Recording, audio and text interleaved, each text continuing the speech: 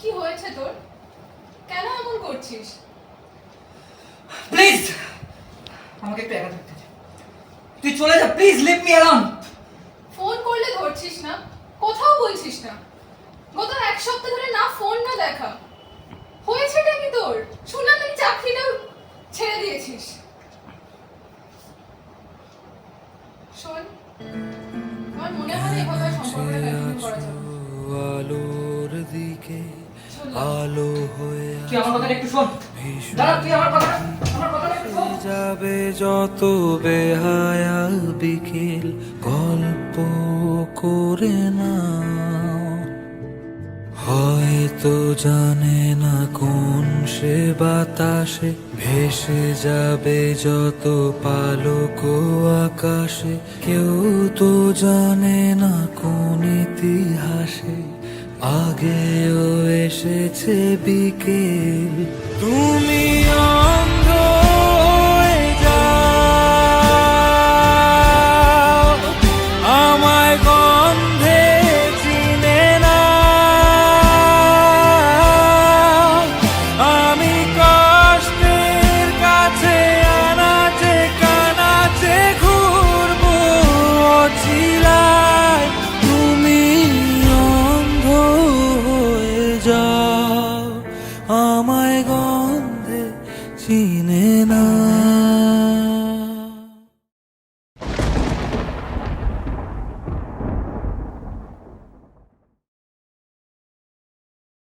আমার নাম অমিয়, অমিয় মুখার্জি। বয়স 25-এর ঘরে। এখন বলতে গেলে পেশায় আমি লেখক। তবে সাহিত্যিক বা কবি বা কোনো বড় কেউকেটা ভেবে ভুল করবেন না। বছর 4-5 আগে চাকরি পেয়েছিলাম, ভালো চাকরি, কিন্তু ভাগ্যের অপরূপ পরিহাসে সেই চাকরিটা আর টেকেনি। আমি সংবাদ মাধ্যমের হয়ে মাঝে মাঝে লিখলেও সাংবাদিক নই। চাকরি চলে যাওয়ার সাথে সাথে জীবন থেকে অনেক কিছুই চলে গেছে বলা যায়। কবিতা লিখতাম, এখনও লিখি, তবে আগে যেগুলোকে কবিতা বলা যেত এখন সেগুলো কবিতা বলা যায় নাকি, অথবা সেগুলো কবিতা বলে গণ্য বা সম্মোদিত হয় কিনা সেটা জানা নেই। যাই হোক, আমি এখন অন্ধ। 4-5 বছর আগে চাকরি চলে যাওয়ার পিছনে এটাই প্রধান কারণ বলা যায়। স্বল্প পরিচিত বন্ধু থেকে আত্মীয় মহলে যা ছিল তার বেশিরভাগ মানুষই জানেন না আমি অন্ধ। তাদের মনুষ্য জ্ঞানে এটাই খচিত আছে যে আমার পারদর্শিকতার অভাবেই আমি আজ ওই সমাজের ভাষায় বেকার। কি অন্ধ শুনে আমার জন্য খারাপ লাগছে? দয়া হচ্ছে? কিন্তু দয়া মায়ার আমার দরকার নেই, কারণ জন্ম থেকে আমি অন্ধ ছিলাম না। একটা অ্যাক্সিডেন্টে 20 বছর বয়সে দৃষ্টি চলে যায়, তবে চিকিৎসা করিয়ে খুব সামান্য হলেও এখন কিঞ্চিত বুঝতে পারি। গাছের সামনে দাঁড়ালে সেটাকে জলাশয় বলে ভুল করি না। দেখতে না পাওয়ার দুঃখ এখন আর হয় না। প্রথম অবস্থায় অন্ধত্ব প্রকাশিত না হওয়ার পরেও যে দুঃখ সহ্য করেছি, যে কঠোর বাস্তব দেখেছি, যে সত্য উপলব্ধি করেছি, তার কাছে এখন আর কিছু আসলে করুণার পাত্র আমি হতে চাইনি, চাইও না। কিন্তু ভালোবাসা কখনো কখনো করুণার পাত্র অজান্তেই। আরে অমিয়, তুই অমিয়ই তো, নাকি 5 বছর পর আমি ভুল দেখছি? এত বছর পরে গলার এই আওয়াজটা শুনে বিস্মিত হলাম। চোখে না দেখলেও এই আওয়াজ ইন্দ্রিয়কে এমনভাবে সজাগ করে দিল যা গত 5-7 বছর আগেও করে দিত। হ্যাঁ, আমার বন্ধু প্রশান্ত। কিরে, চিনতে পারলি না? নাকি আজও আবার না চিনে পালিয়ে যাওয়ার প্ল্যান সহজাত করছিস? হোক বা মনুষ্য প্রবৃত্তি, সেই চেনা স্বরেই বলে উঠলাম, যাইনি। হ্যাঁ, আমি পালিয়ে যাইনি। আমি লুকোতে বাধ্য হয়েছিলাম এবং আজ আমি লুকিয়েই থাকতে চাই। এই সভ্য সমাজ। ওয়েট, আজকে একটু ব্রেক দে। এত বছর পর দেখা হলো, চিনতেও পারলি, আজকে নয় একটু এসব কথা বাদ দে। চল ওদিকটা গিয়ে বসি, আরও দুটো চা দিও তো।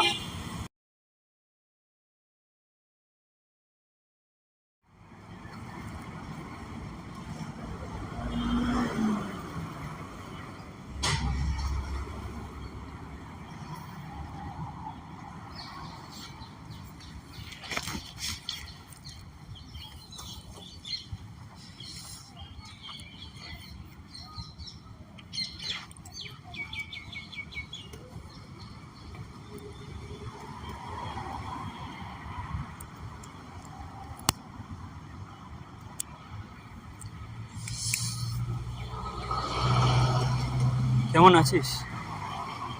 আমি আছি আমার মতো, চলছি তো এখন। স্কুল, সেখান থেকে কলেজ, বছর পর বছর কেটে গেল, তোর কথা বলার ভঙ্গিটা আজও পাল্টায়নি। আমিও পাল্টাই। হ্যাঁ, আমার সান্নিধ্যের মানুষগুলো হয়তো পাল্টে গেছে, বড় বড় নামডাক হয়েছে, তাদের পাল্টে যাওয়াটা স্বাভাবিক। আমি জানি, হ্যাঁ আমি জানি তুই কাদের কথা বলছিস। আমি জানি 2 বছর আগেও তোর সব থেকে ভালো বন্ধু আমিই ছিলাম। তোর সাথে কী কী হয়েছে তো সবটাই আমার জানা। হ্যাঁ ছিলিস, এখন তো যুগ পাল্টে গেছে, খোঁজখবর আর কেই বা রাখে। বন্ধুর কোন ঘটনাটাই বা সামনে আসে। আমি সব জানি, তোর অ্যাক্সিডেন্টে দৃষ্টিশক্তি হারিয়ে ফেলা থেকে তোর চাকরি, কেন তখন কিছু বলিনি জানিস? তুই চাসনি তোর এই অসহায়তার কথা কেউ জানুক, কিন্তু সালা তারপর তুই হারিয়ে গেলি। আর যে অমিয়কে সবাই চিনতো সে হঠাৎই উধাও। আর তার কারণটা আমার জানা, ইনফ্যাক্ট অনেকেরই জানা। কেউ খুঁজতে এসেছে? তুই আর আমি এত ভালো বন্ধু ছিলাম, স্কুল জীবনে একসাথে পড়াশোনা, একসাথে ছুটে চলা, একসাথে টিফিন ভাগ করে খাওয়া। তুইও কি খুঁজেছিলিস? চেয়েছিলাম খুঁজতে, কিন্তু হায়ার স্টাডিজের জন্য বাইরে চলে যেতাম। 1 মাস আগেই ফিরেছি। আরও কেন খুঁজিনি জানিস? ভেবেছিলাম তুই নিজেই ফিরে আসবি। শুধুমাত্র সুচরিতার জন্য তোর এইভাবে উবে যাওয়াকে আমি কখনোই সমর্থন করিনি। বললাম না, আমি এখনো একই আছি। আচ্ছা, সুচরিতা আমার কথা বলে না? জানতাম তুই এখনও ওকে ভুলতে পারিসনি। সে কবে থেকে দেখছি তোদের, কিন্তু অগত্যা তোকে সুচরিতা কখনোই বুঝলো না। আর সেটা তোকে আগেও বলেছি, এখনও বলি, তুই সঠিকটা আজও বুঝলি না। জীবন কেটে গেল এতগুলো বছর, জিজ্ঞেস করছিলিস না তুই কে খুঁজেছে? আরাত্রিকা খুঁজেছে তোকে। হয়তো আজও মনে মনে খোঁজে, কিন্তু তুই সঠিকটা না বুঝে উদ্ভ্রান্তর ভ্রমেই মনোনিবেশ করেছিলিস। এতটাই অবোধ ছিলিস। ছাড় না ভাই, আজ এসব কথা বলে এখন কি লাভ? হ্যাঁ, হয়তো আমি ভুলছি, বা হয়তো আমি ঠিক, কিন্তু এখন আমি ভালো আছি, নিজের মতো বেশ ভালো আছি। আচ্ছা, সুচরিতার আমার কথা বলে না? না বললেও তুই কি চাস? সত্য এবং কঠোর বাস্তব তুই দেখেছিস। সুচরিতা তোর জন্য ছিল না, ও আসতো না কখনোই তোর কাছে। তোর মনে আছে আমাদের পড়ার ব্যাচগুলোর কথা? সেই মজা, সেই ভয়, সেই আনন্দ। কলেজ লেভেলে অবশ্য সেসব অনেকটাই ফিকে হয়ে গেছে। কলেজ লেভেলে সবসময় একটা চিন্তা কাজ করতো, চাকরি পেতে হবে, কেরিয়ার গড়তে হবে, সব সময় মাথায় একটা প্রেশার। আজ আর সেসব কোনো প্রেশার নেই। কলেজ লেভেলে কেরিয়ারে ফোকাস, আর সেসব করতে গিয়ে শৈশবটাকে হয়তো ঠিকমতো কাটাতেই পারে। সব সময় একটা সাফল্যের রেস করে গেছে, সব সময় রেস। তবে এখন আর কোনো রেস নেই। অবশ্য ইচ্ছে থাকলেও আর করার কোনো উপায় নেই। সবই বুঝলাম, আর এটাও বুঝি ছোটোবেলার মতো গোল্ডেন পিরিয়ড আর আসবে না। আর হ্যাঁ, এটাও বুঝলাম কথাগুলো না সবটা তোর আর যাবে না। কিন্তু তুই বল, তোর একতরফা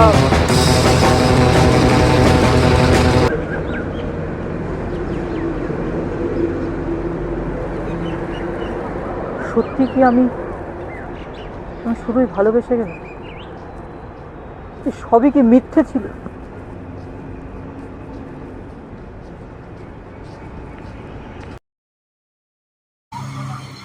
শোন ভাই, আজ যেতে হবে, আজ আর সময় নেই। তবে যেটা তোকে অবশ্যই বলার, কলেজ এবং স্কুলের কয়েকজন মিলে আগামী রবিবার বসার প্ল্যান হয়েছে। তোকে আসতেই হবে, আমি কিচ্ছু জানি না। তুই না এলে কিন্তু আমাদের সম্পর্কটা আর থাকবে না। আমি ইউ মাস্ট কাম। আমি যাবো না। আমি সুচরিতাও আসবে, আর আরাত্রিকাও থাকবে। আরাত্রিকা আর আমি একই জায়গায় কাজ করি এখন। আসিস অবশ্যই, সবার সাথে দেখা হবে। চললাম ভাই, আজ দেরি হয়ে গেছে, দেখা হচ্ছে।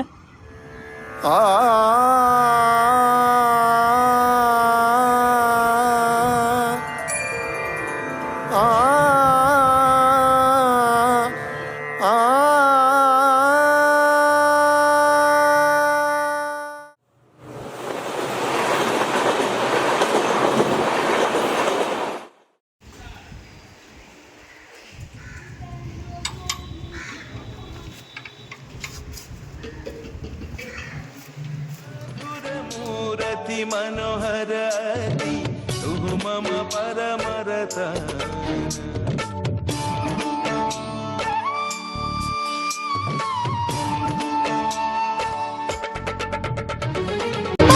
मधुरमूरति मनोहराति तु मम परमरतः आजत वंशे पञ्चमरागे तव गुणकर तव यान अपरूप मूरति ऐक्षण तो हरि अपरूप मूरति ऐक्षण तो हरि सुरगुनि मनस बिहारी पुलकित हृदय दर्श परश लहि तनु मन सकल विभोर मधुरमूरति मनोहराति तु मम परमरतः। আরে অমিয়,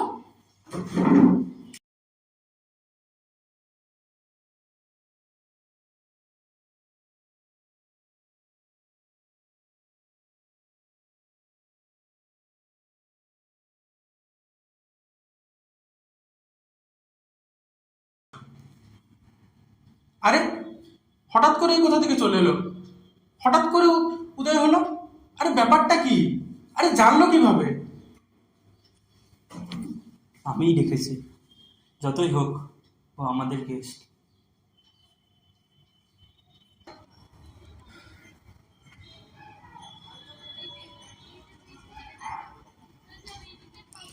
এত বছর পর দেখেও এখানে চলে আসলি, আবারও নিশ্চয়ই পালিয়ে যেতে চাস?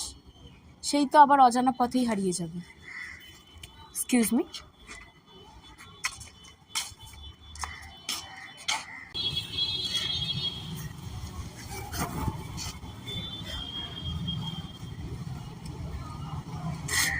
কেমন আছিস? আমি আছি আমার মতো, চলছি তাই। এখন কোথায় থাকছিস তুই? আমি থাকছি এই তো কলকাতা, উত্তর দক্ষিণ, এই কলকাতা পুরো শহরটাই এখন আমার। তুই তুই এখন কি করছিস? বিয়ে টিয়ে?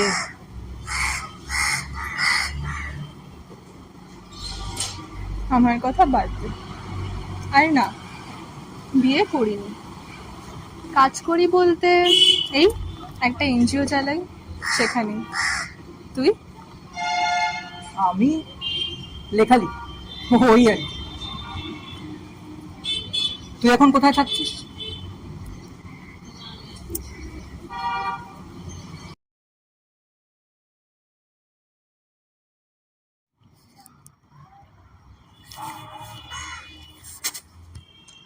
ঠিক আছে, তোর ইচ্ছে না করলে তুই উত্তরটা নাও দিতে পারিস, চিন্তা নেই।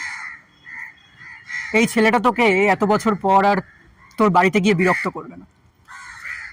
আসলে নিজেকে পাল্টে ফেলার চেষ্টা করছে। হ্যাঁ, পুরোটা না পারলেও এখন আর এসব কিছু মনে হয় না। এখন এই কলকাতাতেই আমি খুব ভালো আছি।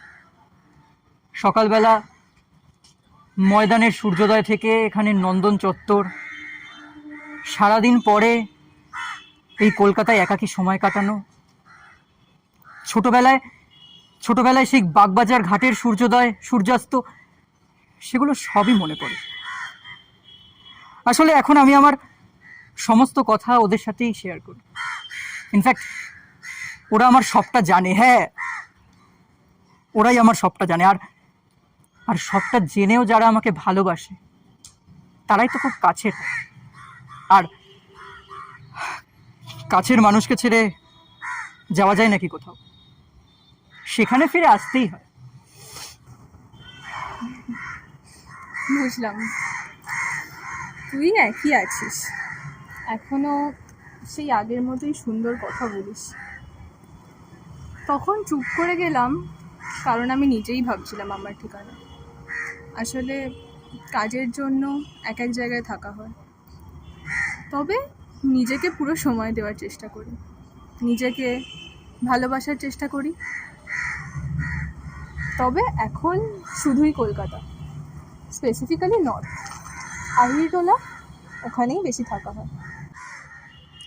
আমি সেই আগের মতো কথা বলতে বলতে পুরনো অনুভূতিতে ফিরে যাচ্ছিলাম। বুঝতে পারছিলাম না কি বলা উচিত আর কি বলা উচিত নয়। হয়তো আগের মতো আবারও দুর্বল হয়ে পড়ছিলাম।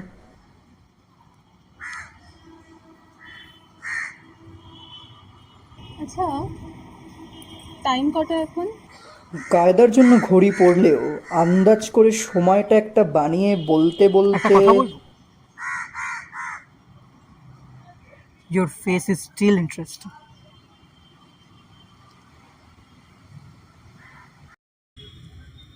বাহ, এত বছর পর হলেও সুন্দর থেকে ইন্টারেস্টিং। বেশ, আচ্ছা, এই ইন্টারেস্টিংয়ের কি কোনো ডেফিনেশন আছে? কিভাবে তৈরি হয়ে যায় এই ইন্টারেস্ট? এই ইন্টারেস্ট কিভাবে হ্যাবিট হয়ে যায়, তাই না? ইন্টারেস্টের সংজ্ঞা তো আছেই। তাই তো এই পৃথিবী এত ইন্টারেস্টিং। এই পৃথিবীর সমস্ত শহর, সমস্ত মানুষ, সবাই কত ইন্টারেস্টিং। আর আমি যদি বলি, কিছু কিছু ক্ষেত্রে যা তৈরি হলেও হয়তো সেটাকে সারা জীবন বয়ে নিয়ে যেতে হয়। হয়তো 5-7 বছর পেরিয়ে গেলেও সেই ইন্টারেস্ট থেকে বেরিয়ে তাকে ভুলে যাওয়া কঠিন হয়ে পড়ে। সেটা অবশ্যই মানতে হবে। তবে এখন অনেক পাল্টেছে এই শহরের মানুষজন, তাদের মতামত। চেনা গলিগুলোকেও যেন অচেনা মনে হয়। সবেতেই যেন একটা শহুরে কালো ধোঁয়া। কি বলিস, আভিজাত্য কমছে নাকি? সরি, তবে তোর এই কথাটাকে আমি ঠিক মানতে পারলাম না। হ্যাঁ, এই শহর পরিবর্তিত হলেও, এই শহরের সমস্ত চেনা গলি পরিবর্তিত হলেও আজও কিন্তু এই শহরেই কোনো মানুষ বিপদে পড়লে তাকে সাহায্য করতে অন্য মানুষ ছুটে আসে। হ্যাঁ, শহরের অলিগলির অভ্যেস পরিবর্তন হলেও আজও কিন্তু সেই পুরনো নিয়মেই প্রেম নিবেদন গঙ্গার ঘাটে বসেই হয়। গঙ্গার ঘাটে বসেই প্রেমিক প্রেমিকা তাদের সৌন্দর্যকে কোনোরূপ বিচার না করে প্রেম নিবেদন করে। সরি, আজও এই শহরে মানুষ স্বপ্ন দেখে। হ্যাঁ, কখনো সে স্বপ্ন পূরণ হয়, তো কখনো সেটা স্বপ্নই থেকে যায়। হ্যাঁ, আমি হয়তো একটু বায়াসড, সেটাই বলতে পারিস। এই শহরের এত কালচারের মধ্যে হয়তো নিজেকে ঠিকমতো সামিলই করতে পারিনি। একসাথে আমাদের এইভাবে কথা বলার দিনগুলোর কথা মনে পড়ে। সেখানে তুই তো কথা বলতে বলতেই হাঁপিয়ে যেতিস একেবারে। আচ্ছা শোন না, একটু জল খেয়ে নে। সেই হাঁপিয়ে গেলে জল, আগে চা চলতো, সেটারও সাক্ষ্য এই কলকাতা শহর। সারাদিনের ক্লান্তি দূর করতে চায়ের কাপে চুমুক দেওয়ার সেই মজাটা, সেই আনন্দটা অন্যই ছিল। আজকের আনন্দের সাথে যার অনেকটাই তফাৎ। হয়তো সেই অমলিন ইচ্ছেটারই অভাব।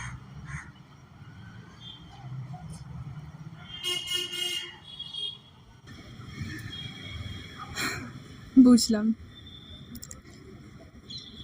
তুই দেখছিস সবই মনে রেখেছিস। তবে এই শহরের আরও একটা সত্য কি জানিস? সেটা হলো ভবিতব্য। সময় তার নিজের নিয়মে বদলে গিয়ে একসময় এমন এক জায়গায় সবাইকে ফেলে দেয় যেখানে গিয়ে হয়তো আত্ম উপলব্ধিটাই অন্যরকমভাবে হয়। জীবনে বেঁচে থাকার, ভালো থাকার উপায় হয়তো নতুন করে খুঁজতে হয়। সারা জীবনের ভুলগুলোকে হয়তো তখনই চেনা যায়, জানা যায়। সেই একটু চা খাওয়া যাক। আচ্ছা, একটা কথা জিজ্ঞেস করব। ভাগ্যের লিখন, নিয়তি, বিশ্বাস করিস এসবে? মানে এই যে হঠাৎ করে দুটো পরিচিত মানুষের দেখা হয়ে যাওয়া, এত বছর পর হয়তো অনেকটা একই পরিস্থিতিতে, অপরিচিত স্বরে, এগুলো কিভাবে সম্ভব? হারিয়ে ফেলা জিনিস কি এইভাবেই আবার না চাইতেই ফিরে আসে? এসবের জ্ঞান আমার ছোট থেকেই কম। তবে হ্যাঁ, এগুলোকে ভাগ্যের পরিহাস বলে চালিয়ে দেওয়াই বোধহয় ছিল। চাওয়া না চাওয়া হয়তো ম্যাটারই করে না। মনের কোনো একটা কানেকশন হয়। একটা এই আজকের দেখা হওয়াটাকে কিভাবে ব্যাখ্যা করব আমি জানি না, তবে সত্যিই খুব ভালো লাগলো। অনেকটা পুরোনো দিনের কথাগুলো মনে পড়ে গেল। সুচরিতা, নিচে আয়, তোর গাড়ি চলে এসছে। যেতে হবে এবার, আবার কখনো হয়তো। ভালো থাকিস। তুইও। এইটুকু সময়ই হয়তো আমাকে আবার অনেকটা পিছিয়ে নিয়ে গেল। কত বছর পর হয়তো সেই চেনা অনুভূতি আমাকে স্পর্শ করল। যে কালো স্মৃতি নিয়ে শেষ পর্ব লিখেছিলাম, মনে হলো যেন নতুন পর্বে আবার সব সূর্যালোকের মতো উজ্জ্বল হয়ে গেল। কিরে, তুই এখন এখানেই বসে আছিস? আচ্ছা প্রশান্ত, তুই বলতে পারবি সুচরিতা আজ কি পরে এসেছিল? আজ এত দিন পরে দেখলাম, অথচ ওর সেই চোখের স্নিগ্ধতাটাকে আমি উপভোগই করতে পারলাম না। আমি ওর চোখ দুটোকে দেখতেই পারলাম না। তুই বলতে পারবি ও কি পরে এসেছিল আজ? তুই হয়তো জানিস না, এত সুন্দর চোখ ওর, কিন্তু ও চোখে দেখতে পায় না এখন। কি বলছিস? হ্যাঁ, অন্ধ। তুই চলে যাওয়ার মাসখানেক পরেই ও চোখের অ্যাক্সিডেন্টে দৃষ্টিশক্তি হারায়। কারণটা আজও স্পষ্ট নয়, তবে ওই ইনসিডেন্টের পর থেকেই সুচরিতা মেলামেশা, বাইরে বেরোনো সব বন্ধ করে দেয়। যাই হোক, নিচে আয়, খাওয়া দাওয়া করবি তো? আমার চারিদিক তখন স্তব্ধ। এক মুহূর্তে যে সূর্যালোকের ছটা, যে জ্যোৎস্না ছিল, নিমেষে তা অমাবস্যায় পরিণত হলো।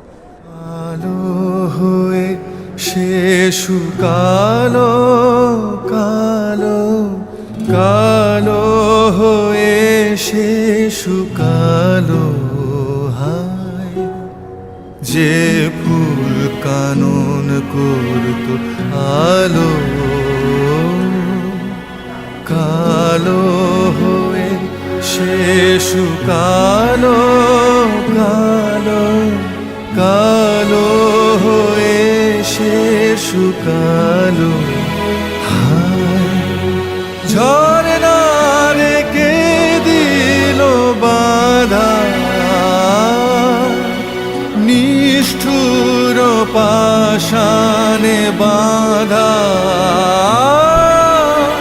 দুঃখের শিখর ছুড়ে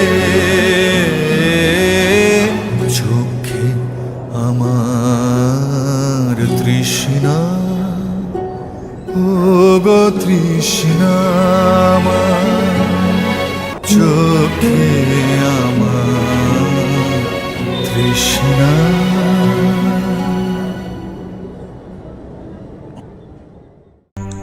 তবু সে তো স্বপ্ন নয়, সবচেয়ে সত্য মোর সেই মৃত্যুঞ্জয়। সে আমার প্রেম, তারে আমি রাখিয়া এলেম অপরিবর্তন অর্ঘ্য তোমার উদ্দেশ্যে। পরিবর্তনের স্রোতে আমি যাই ভেসে কালের যাত্রা।